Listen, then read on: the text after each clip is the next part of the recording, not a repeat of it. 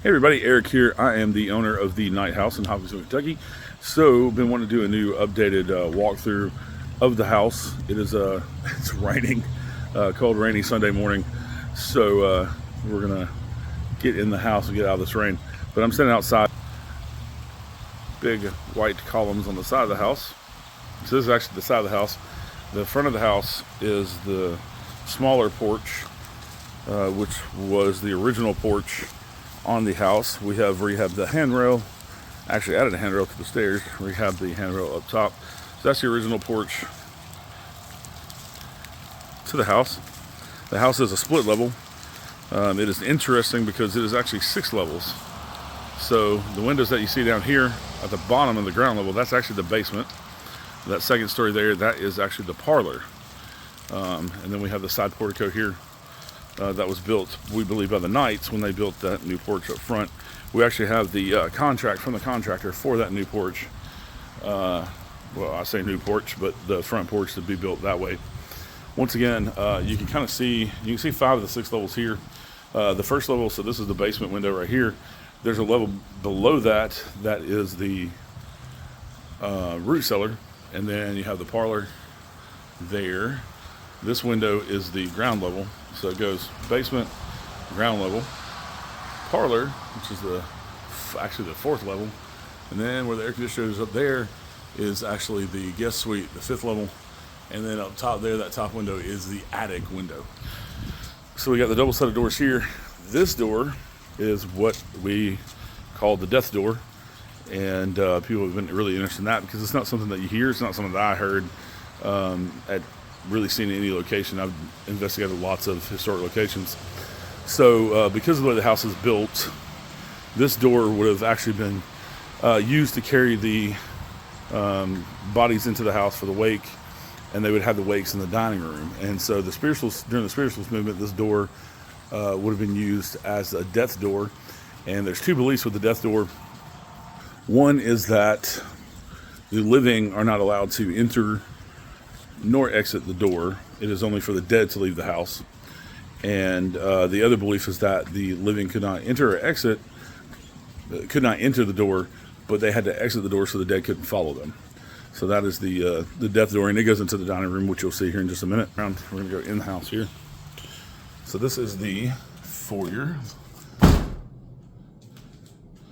And that is the basement door. We'll go down there in a minute. Those stairs go up to the parlor. This is the foyer. We've got our cabinet of curiosities here that we found in the house and on the property, and we keep finding more and more stuff. We just found some more china shards in the yard yesterday. So this is the dining room, and we keep it set up like a dinner service. Since the house is kind of like a living museum type deal. This over here is where the death door comes in to the dining room. And like I said, they would not want to carry the casket of the bodies up those stairs to the parlor, so they would have the funerals and the wakes right in here. And not this particular table, but they would have probably put the casket straight on top of the dining room table. And they would have the wake here. And the death door would stay open for the entire wake so that the dead could leave the house, like I said. So this, if you remember, was all gutted. And we had to do drywall and insulation. And we're starting to put a kitchen in here. Today, they're going to work on the plumbing for the dishwasher and for the sink. And we're going to, yes, this is a modern kitchen, but we are trying to give eventually an old school, old country look. The ceiling's going to be tongue and groove.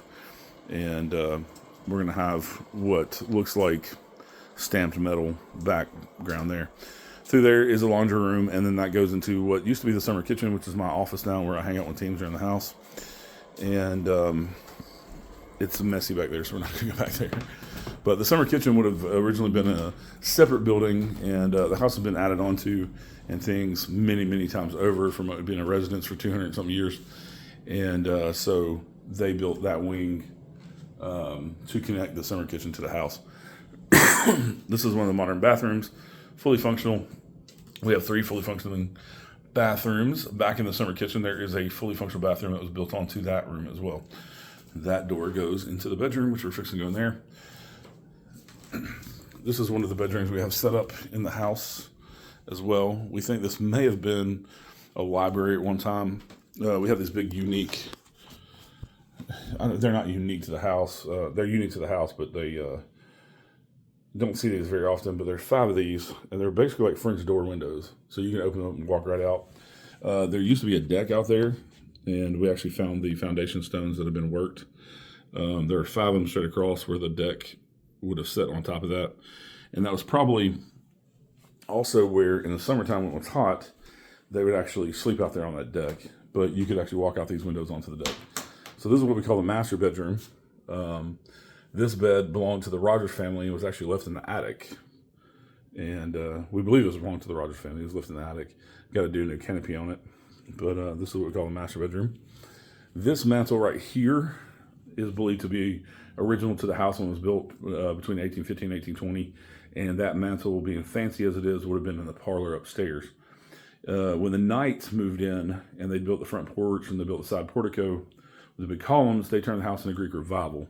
So all of the other mantles that you see in the house around the fireplaces are kind of boring because that's kind of the style, like this mantle right here, of the Greek Revival. And I say they're kind of boring, but I mean that's still all hand-worked wood trim and all that, and building it up to make it look like it does, and beefy mantle and stuff like that. So let's go down into the cellar and the basement. So it's kind of hidden over here. Turn on some lights.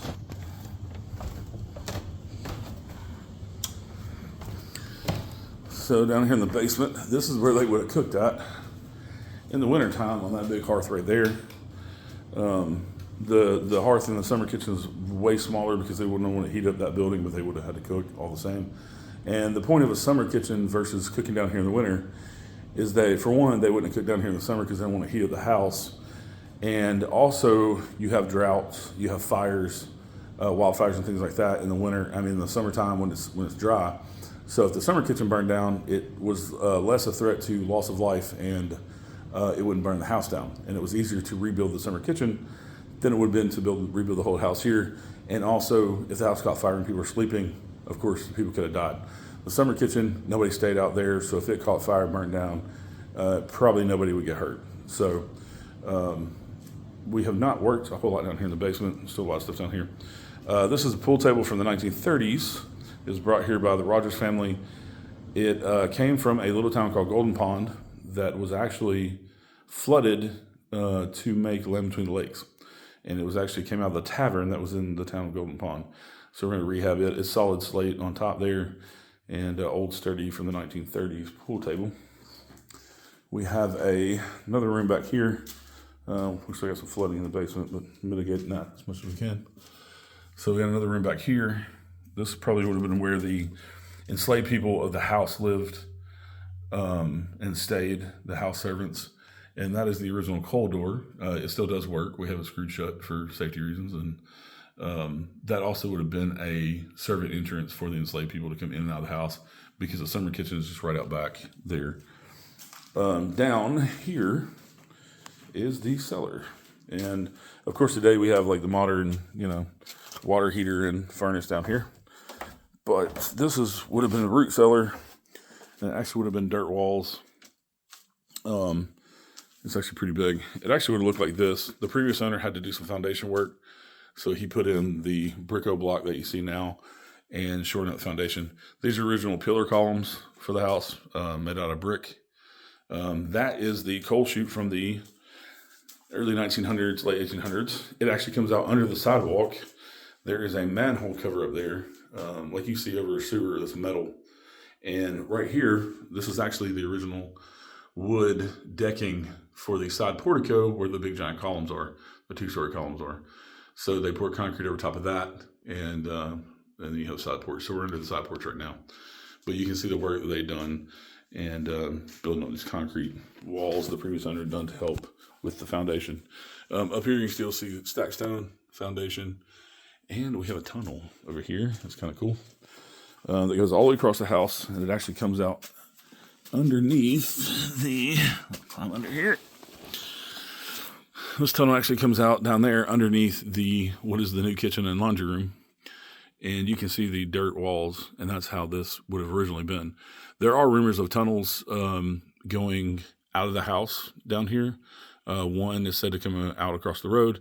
There's also said to be a tunnel that goes from the summer kitchen to our outdoor cellar. And we actually have another stack zone cellar that is about 5 foot deep, and we've been cleaning it out and getting access to it. And it's actually out under one of the barns out at the top of the driveway. So that is the cellar and the basement. The significance of the basement as well was during the plague. One of the times when the Confederates occupied Hopkinsville, there was a plague that went through the soldiers and killed, I believe, 300 of them. There's a mass grave in Riverside Cemetery with over 100 soldiers in it, Confederate soldiers, who they couldn't identify. We have been told on good authority that the basement here was used as a hospital because, as one of the house hospitals, because Hopkinsville did not have a proper hospital during the Civil War. And it wouldn't have been any battle wounded soldiers that died in the basement here. It would have been from that plague. So let's go back upstairs here. And now, been down to the very first bottom level of the house. Like I said, this is the actual third level because you come up to the basement and then come up to the foyer. So the floors down there were put in by the Rogers family. That is 3/4 inch tongue and groove flooring, wood flooring, solid wood. Once you hit the steps here, this is all the original shiplap wood plank flooring from 1815, 1820 when the house was built. From here on up, it's all original flooring. So this is the parlor. And like I was saying, that one mantle down in the bedroom would have actually been up here because this is where they would have entertained. But whenever the Knights turned this into Greek Revival, they put these big 2 foot tall baseboards, as you can see, the big molding around everything. And they built that front porch with those side lights and all of that good stuff. But there used to be a complete wall here. As you can see, the seam on the floor. This was not a big archway. They would not want to heat this whole space. And you can see here where the original doorway used to be, where they patched. So you would have had your foyer here, your entrance here, and then you would have had a door going into the parlor. Here are 2 more of those windows that I was referring to. They're like French doors. There would not have been a deck up here. These would have been open for airflow. So you have 2 on this side of the room. You have 1 on that side. And what that does, these 2 face west. The one on the other side, of course, is east. And we get our weather from west to east. So you open these 2, and that one, you create a wind tunnel because it funnels the air out one side. So you get a better breeze in here. We have 10-foot ceilings all throughout the house. That is, the only reason for that is to show how rich they were whenever the house was built. Whoever built it had money. We don't know who first built the house. It went through several hands until the Knights owned it and bought it in 1860, and they lived here until 1945 when the last of their direct descendants died off. So we got on the front porch here. I'll show you the view from here. And the new rehab handrail, fixed handrail. So this would have been the formal entrance for the house. And we actually have the handwritten contract from the contractor to JB Knight, charged $110 for labor and for materials to build that porch. And it describes it exactly like you see it today with the columns. So this is the parlor. And like I said, all the wood floors are original. So all the wear and tear you see is 200 years of history. And we love it. Love it, love it, love it. Like it like that. So these are the weird stairs, as you can see. You kind of got to hold on. We got these bars for people to run, but you got to kind of turn your feet as you go up. Very weird. And make sure you don't fall down them here. So up here we have what we call the guest suite. And this actually, when the Rogers family lived here in the 50s and 60s, somewhere around there, 60s, 70s, this was turned into a actual apartment, and Francis Rogers rented it out for people to to have a tenant to stay here. Where these closets are now was actually where the stove, refrigerator, washer, dryer, that type of stuff was. And back here, they built a dormer onto the roof of the house to build a modern bathroom. And this one's fully functional as well. We got a fully functional shower, sink, toilet. And so we're on the 5th level. We call this the kids' room. It's the smallest room in the house, and there was a single bed already in here whenever we bought the house. We've added another bed because we do have paranormal investigators stay here overnight, and they can sleep wherever they want. But whenever this was an apartment, that's an outside door. There actually was a deck and stairs out there that went down the side of the house. So they had their own entrance and exit if they rented the house. Also, on this side of the house was the original formal garden. This whole area would have been the formal garden with 6-foot-tall hedgerow as a fence around it. And it had pathways and things with flowers in it, pea gravel pathways. And we're going to work on that this next spring to put that back in, because I think that would be an awesome feature to have, to look out there and see a formal garden. So, also, we believe, we poked a hole in the wall there and put a camera in there, because we believe that there is a hidden fireplace there that has been shut up and bricked up. So we're going to tear that out sometime soon and find that hidden fireplace.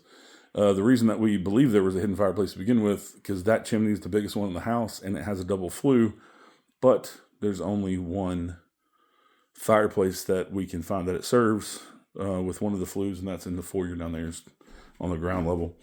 So now we're going to go up in the attic. Other than the bed, none of this stuff we brought in the house. This was all left by the previous owner. Most of it was the Rogers family's stuff. We have some interesting stuff up here, though. There's an original refrigerator from the 1930s. All kind of interesting stuff up here. We haven't really even got to go through this yet. But we got a little setup over here, chairs for investigators to sit and investigate. And then if one wants to sleep up here, they can. That window goes out to the side porch. With the big 2-story columns once again. And we are at the 6th level of the house, the top of the house. So, we have not done a whole lot up here other than getting the bathroom working and cleaning it up and putting beds and things in. I got a lot more to do up here, especially to decorate the walls and things. And this is also, if you've seen the mist video, the camera is actually where that couch is on the dresser. And the mist kind of came through here. So I get that question a lot from people. But now we're going to go back down the weird stairs. Try to hold the camera and not fall at the same time.